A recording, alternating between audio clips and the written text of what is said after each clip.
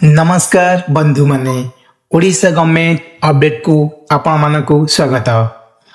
आजिर video रे आमे जानिबा income tax department Odisha region पक्षरु बाहरी थिबा नुवा नियुक्ति विषय रे। एही भर्ती केउ माने करि परिबे, केतटी पोस्ट रहिछि, शिक्षागत योग्यता, बयस सीमा, दरमा, चयन प्रक्रिया और आवेदन करिवार शेष तारीख, केमिति आवेदन करिवे समस्त कथा यही वीडियो रे जानिबा। तेणु वीडियोटी को शेष पर्यंत निश्चय देखंतु। सर्वप्रथमे जानि नेबा यही नियुक्ति income tax department Odisha region पक्षरु स्पोर्ट्स कोटा अधीन रे बाहरिछि। अर्थात यही नियुक्ति रे केवल योग्य क्रीड़ाविद प्रार्थी माने आवेदन करि परिबे। एही नियुक्ति रे मोट 12टी पदवी रहिछि। सेथि मध्यरु टैक्स असिस्टेंट पाई 7टी पद, स्टेनोग्राफर ग्रेड बी पाई गोटिए पद एवं मल्टीटास्किंग स्टाफ बा एमटीएस पाई 4टी पद रहिछि।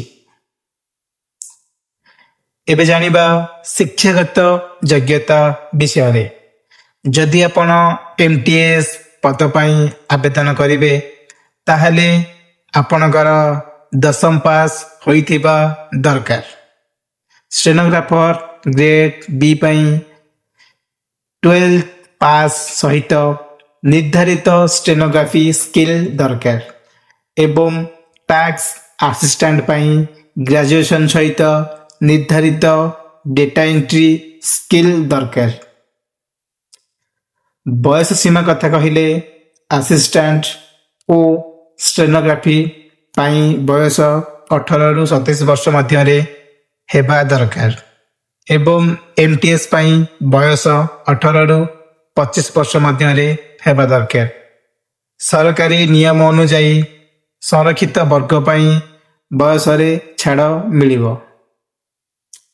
दरमा विषय रे कहिले टैक्स असिस्टेंट और स्टेनोग्राफर ग्रेड बी पाई लेवल 4 पे स्केल अनुसार 25,500 रु 81,100 पर्यंत दरमा मिलिबो एवं एमटीएस पाई लेवल 1 पे स्केल अनुसार 18,000 रु 56,900 पर्यंत दरमा मिलिबो।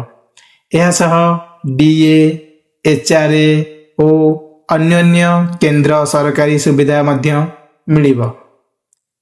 चयन प्रक्रिया रे प्रथमे स्पोर्ट्स अचीवमेंट आधार रे शॉर्ट लिस्टिंग करजिबो। तापरे संबंधित पद पाई स्किल टेस्ट हेबो एवं शेष रे डॉक्यूमेंट वेरिफिकेशन पर फाइनल मेरिट लिस्ट प्रकाश करजिबो। एमटीएस पद पाई स्किल टेस्ट नाही। आवेदन प्रक्रिया संपूर्ण ऑफलाइन रही। प्रथमे ऑफिशियल नोटिफिकेशन रु एप्लिकेशन फॉर्म डाउनलोड करी फिलअप करंतु। तापरे समस्त आवश्यक डॉक्यूमेंट्स जोड़ी रजिस्टर्ड पोस्ट किंबा स्पीड पोस्ट माध्यम रे निर्धारित ठिकाना को पठांतु। कोरियर किंबा हैंड डिलीवरी ग्रहण करा जीव नहीं। आवेदन करिवार शेष तारीख 31 जुलाई 2026 रही। तेणु जदि आपण स्पोर्ट्स कोटा पाई योग्य तेबे शेष तारीख रु अपेक्षा न करी यथाशीघ्र आवेदन करंतु। बंधु माने एही नियुक्ति केवल स्पोर्ट्स कोटा प्रार्थी पाई, साधारण प्रार्थी माने एथिरे आवेदन करि परिबे नाही। एही कोटाटी निश्चय मने रखंतु। जदि यही वीडियो आपनकु भल लगी थाए ताहले वीडियो को लाइक करंतु, शेयर करंतु एवं Odisha government update YouTube channel को सब्सक्राइब करी बेल आइकन दबाई दियंतु।